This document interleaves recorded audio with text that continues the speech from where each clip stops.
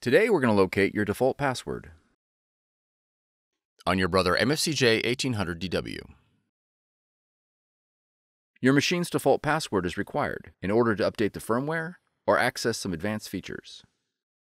If your machine was manufactured in 2020 or later, the password will be located on a label on the rear of the machine.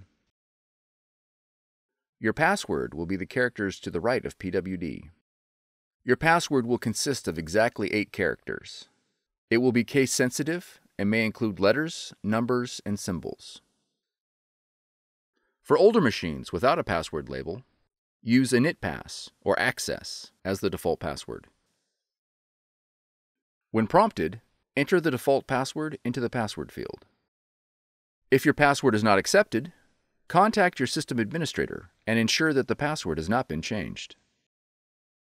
For more tutorials, FAQs, and videos, visit us at www.brother-usa.com. If you found this video helpful, be sure to subscribe. Thank you for choosing Brother.